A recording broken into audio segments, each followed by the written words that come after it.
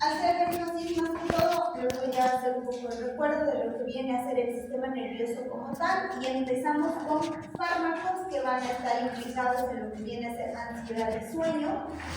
Después vamos a ver lo que son antidepresores o antidepresivos, la parte de ansiolíticos para el tratamiento de psicosis, antiepilépticos y antiparkinsonianos. ¿Ya?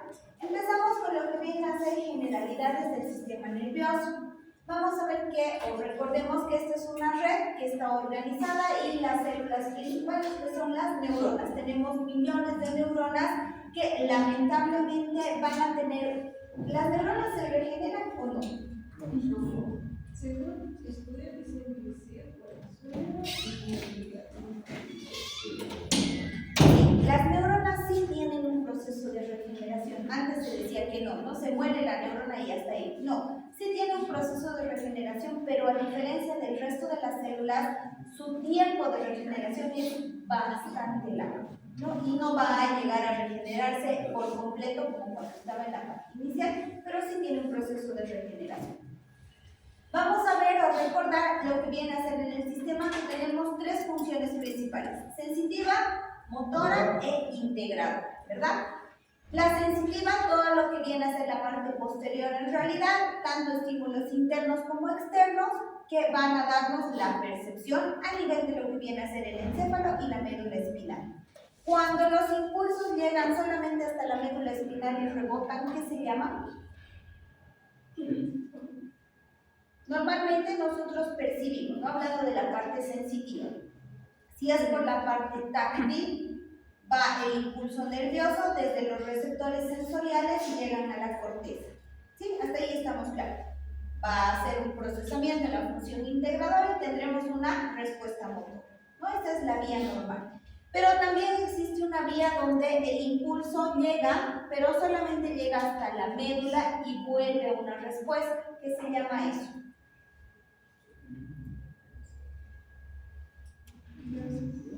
no son áreas Son los reflejos. Ustedes agarran la linternita, alumbran el ojo y se contrae, ¿verdad? Esa es una respuesta reflexiva, que netamente llega a lo que viene a ser la parte de la médula y va a rebotar. Donde más podemos ver estos reflejos son los osteotendinosos.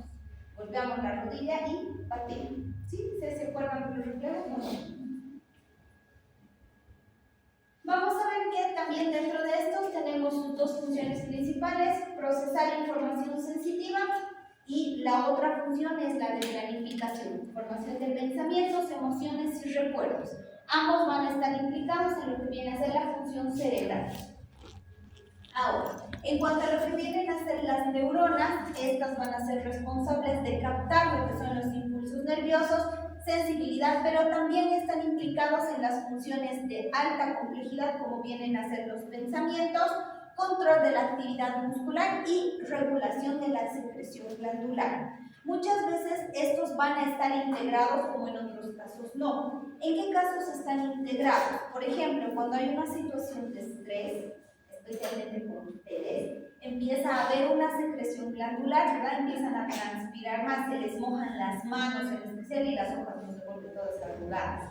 Eso es parte de una conexión en lo que viene a ser la actividad nerviosa y la actividad glandular. Recordemos un poquito lo que viene a ser el potencial de acción, donde tendremos entrada de calcio principalmente y de lo que viene a ser sodio y potasio. La sinapsis, ¿cómo se da la sinapsis? ¿Las neuronas están unidas completamente una con otra? No, ¿verdad? Van a tener una placa de separación donde vamos a tener a los neurotransmisores que van a atravesar de una membrana presináptica a una postsináptica. Normalmente estos neurotransmisores pueden ser acetilcolina, puede ser adrenalina y puede ser GABA y muchos otros neurotransmisores. Justamente en este nivel es que muchos de los fármacos que vamos a estudiar ahora van a interrumpir. Algunos van a taponar lo que son los receptores para que no haya la llegada del neurotransmisor que sobreexcite la neurona, como es el caso de enfermedades como vienen a ser la parte de ansiedades, de esquizofrenia y demás. Normalmente esto va a ser una hiperestimulación. Las personas que tienen patologías, por ejemplo, como la esquizofrenia, empiezan primero a tener un aura. ¿Qué significa? Empiezan a escuchar voces, empiezan a ver, y eso es una sobreestimulación. ¿Qué es lo que hace el ansiolítico? Disminuye esa entrada de lo que viene a ser adrenalina, acetilcolina, para que no se presente ese cuadro. Así es como funciona. ¿Ya? En otros casos, como viene a ser los antiepilépticos, va a reemplazar a ciertos neurotransmisores para evitar igual la sobreexcitación neuronal que desencadene una convulsión. En teoría esto ustedes lo saben. Potencial excitatorio posináptico, sodio, potasio y calcio, y en los inhibitorios posinápticos tenemos al cloro y al potasio.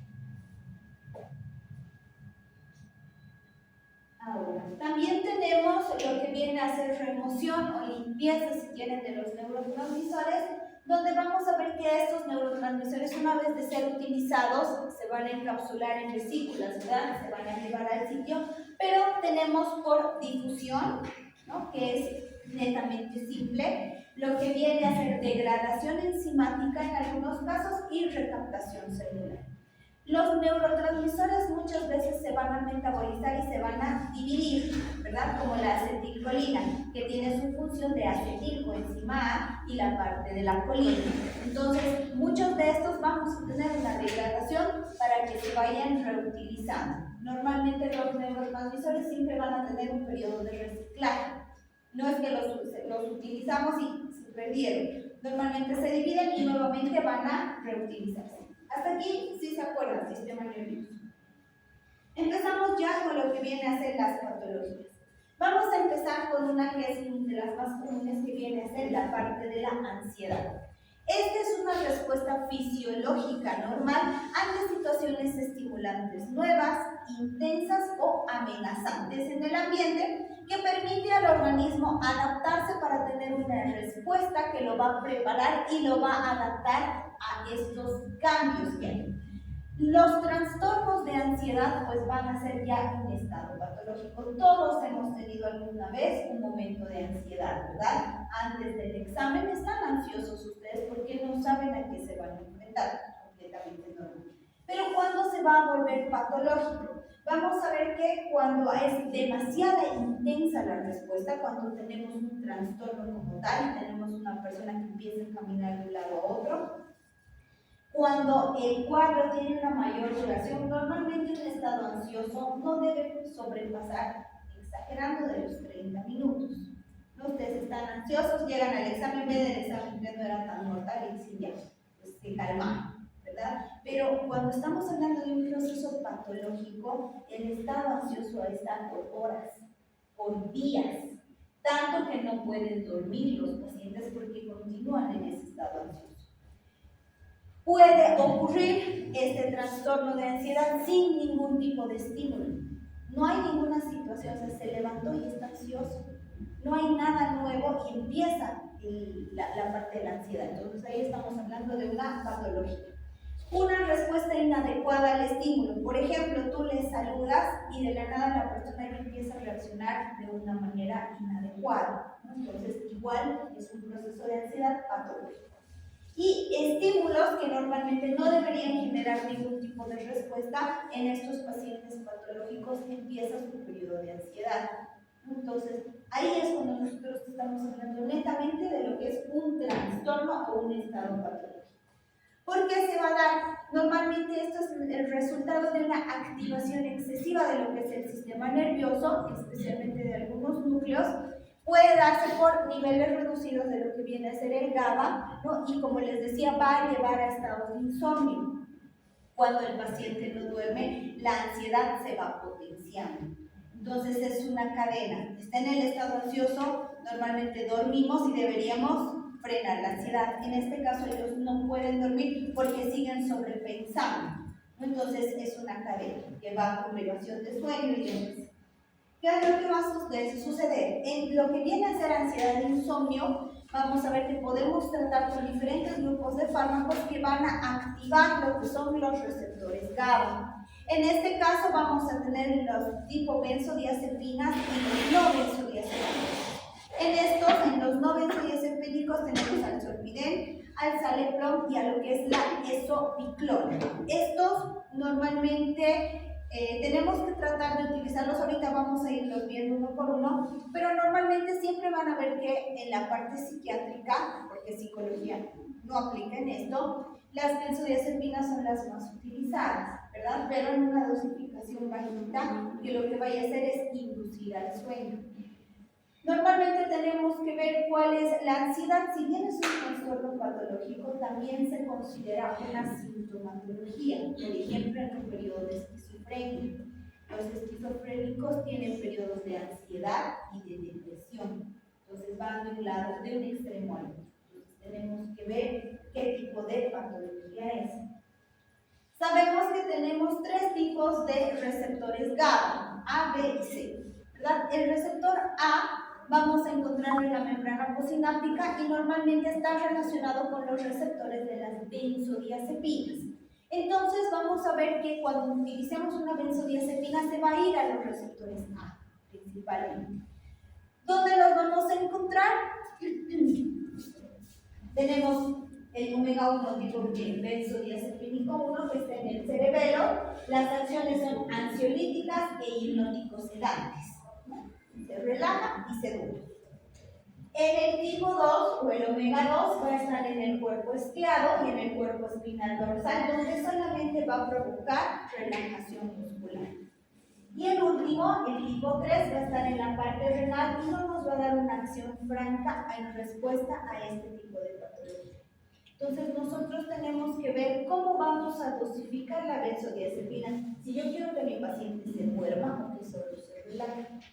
Esto normalmente se puede hacer o lo van a ver en un accidente. Se lo digo así porque yo lo he visto y recién lo he entendido bien.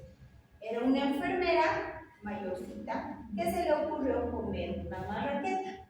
Y como él lo estaba haciendo escondida, abrió mucho la mandíbula y se le zafó. Entonces ha tenido un esguince mandibular. ¿Qué ha hecho el traumatólogo? Obviamente tenía que ponerla en su lugar, pero le iba a doler mucho, inclusive puede salir un poquito de líquido linfático. Ha agarrado una solución y le ha puesto media ampollita de diazepam. En lo venoso, lo que ha provocado es una relajación muscular porque estaba muy diluido, se relajó y lo pudo colocar a su lugar. Y por la relajación y demás, se va a dormir la paciente.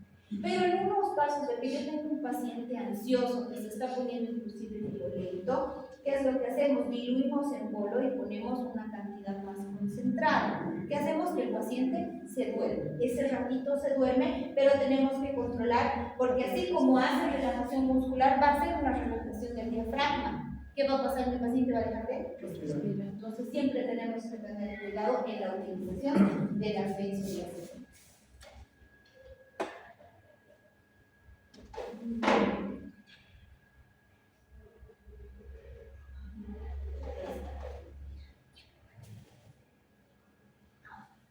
¿Cómo va a ser el mecanismo de acción? Lo que viene a ser el GABA unida a la benzodiazepina va a ser una entrada de cloro, va a haber una hiperpolarización que va a hacerlos menos susceptibles a estímulos activadores y por tanto voy a tener una inhibición neuronal. Es así como trabaja la benzodiazepina. Vamos a ver que estas se van a clasificar según el número de átomos que va a tener y la ubicación. Átomos de nitrógeno. Tenemos no se complica. Tenemos entonces lo que son las 1,4 benzodiazepinas, 1,5 benzodiazepinas y las triazolo benzodiazepinas.